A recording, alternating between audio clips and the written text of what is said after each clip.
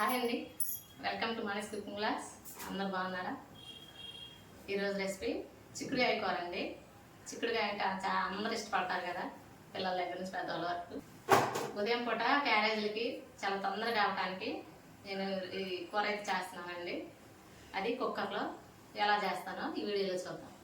కుక్కర్లో ఉంటే చాలా త్వరగా అయిపోద్దండి. ఉదయాన్నే క్యారేజీలు కట్టే వాళ్ళు ఉంటారు కదా, పిల్లలకి, స్కూల్ పిల్లలకి కానీ, కాలేజ్ పిల్లలకి కానీ, లేదంటే హస్బెండ్ బయటకు వెళ్దాం, డ్యూటీకి వెళ్ళేటప్పుడు క్యారేజ్ లంచ్ బాక్స్లు తీసుకెళ్తా ఉంటారు కదా.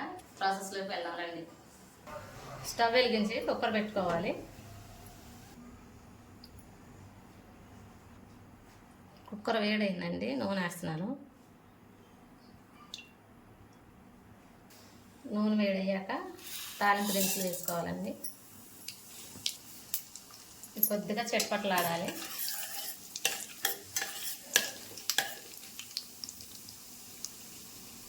ఉల్లిపాయ ముక్కలు, పచ్చిమిర్చి ముక్కలు కూడా వేస్తున్నాను. కరివేపాకు కూడా వేసుకోండి. కరివేపాకు నాకు కరువైపోతూ ఉంది.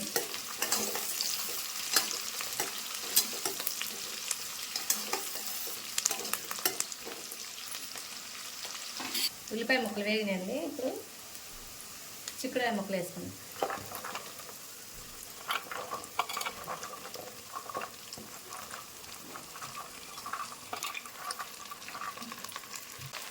కొద్దిగా సాల్ట్ వేస్తా.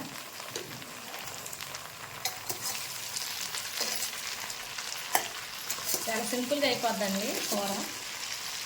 కుక్కర్లో వండుకొని మామూలుగా కళాయిలో వండినట్టేనండి.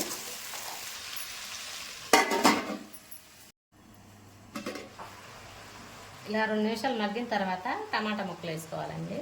టమాటాలు కొంచెం ఎక్కువ వేస్తున్నాను, అంటే 4 నుంచి 5 తీసుకున్నాను నేను కేజీ చిక్కుడుకాయలకి. టమాటాల వల్ల ఏంటంటే కొంచెం గ్రేవీగా వస్తుందని కొద్దిగా ఎక్కువ వేస్తున్నాను. కొద్దిగా పసుపు, కారం,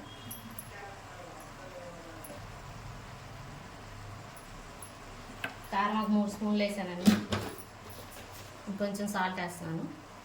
కొద్దిగా నీళ్ళు పోసుకోవాలండి, చిన్న టీ గ్లాస్ అన్నీ.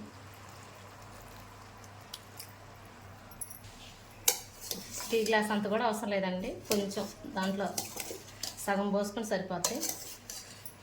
ఇలా అంతా ఇలా ఒకసారి కలుపుకున్న తర్వాత మూత పెట్టి 2 నుంచి 3 విజిల్స్ రానిస్తే సరిపోతుందండి. మంటని మీడియం ఫ్లేమ్లో పెట్టుకోవాలి.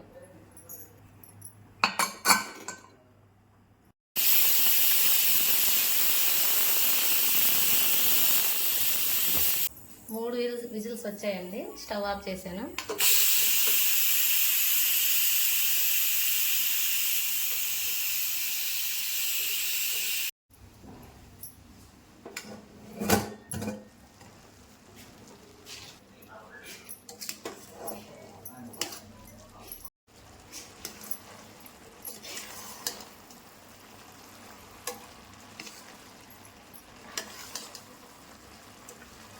మళ్ళీ స్టవ్ వెలిగించుకొని 1 నిమిషం ఇలా అంతా కలుపుకుంటూ ఉడకనిస్తే మొత్తం గుజ్జుగా తయారవుతుందండి. ఇంక ఇప్పుడు స్టవ్ ఆఫ్ చేసుకొని దించేసుకోవటమేనండి. ఇంతేనండి, చాలా తొందరగా అయిపోతుంది.